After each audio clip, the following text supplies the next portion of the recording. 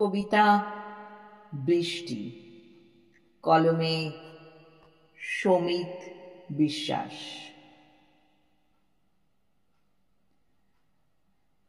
সন্ধ্যা নামতেই আকাশ ভারী হলো, দূরে বিজলি চমকালো, আর মুহূর্তের মধ্যেই ঝমঝমিয়ে নেমে এলো বৃষ্টি। বারান্দায় দাঁড়িয়ে মেঘলা চুপচাপ ভিজে বাতাসের গন্ধ শুঁকছিল। বুকের ভেতর জমে থাকা অভিমান, না বলা কথার হাহাকার তাকে আরো ভারী করে তুলছিল। ঠিক তখনই ভিজে পায়ের শব্দ। ফিরে তাকিয়ে দেখে অরিন্দম। শরীর ভিজে একেবারে ছেলেবেলার মতো, আর চোখে এক অচেনা কোমলতা, যেন বৃষ্টির ফোঁটায় ধুয়ে গেছে সংসারের ক্লান্তি। মেঘলা একটু রাগ মেশানো গলায় বলল, এই বয়সেও তুমি এভাবে ভিজছ? অসুখ হলে আমি যে দোষী হব? অরিন্দম মৃদু হেসে বলল, মনে নেই প্রথম দিন যখন ছাতা বাড়িয়ে দিয়েছিলে, তখনও এই কথাই বলেছিলে। মেঘলার বুক কেঁপে উঠল, কণ্ঠ গলে এলো। সে তো কতদিন আগের কথা অরিন্দম। সেই দিনগুলো কি আর আছে এখন? অরিন্দম ধীরে ধীরে তার হাত ধরল। বাইরে ঝোড়ো হাওয়ায় জানলার কাছে বৃষ্টির ধারা নাচছিল। আছে মেঘলা, আছে। শুধু আমরা ভুলে গিয়েছিলাম।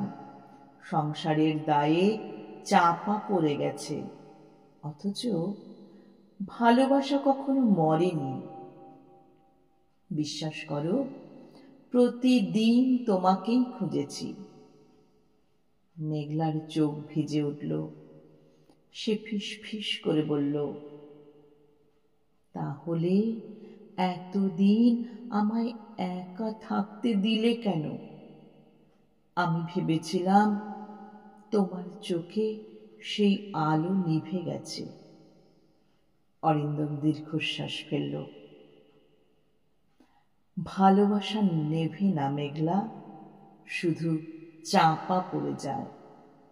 আজ এই বৃষ্টি আমাদের সব কথা বলে দিল। তুমি কি আবার আমায় বিশ্বাস করবে? মেঘলা উত্তর দিল না, শুধু আলতো করে মাথা রাখল অরিন্দমের বুকে। বাইরে ঝমঝমিয়ে বৃষ্টি নামছে, ভিজে কদম ফুল ঝরে পড়ছে মাটিতে।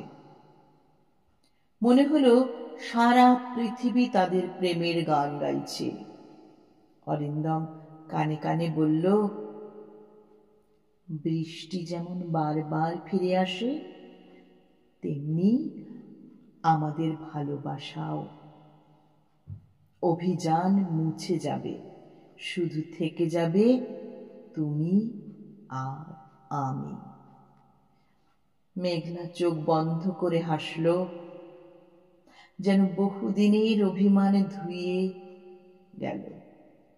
চারদিকে বৃষ্টির ধারা, আর বুকের ভেতর নিঃশব্দ দ্বীপ জ্বলে উঠল।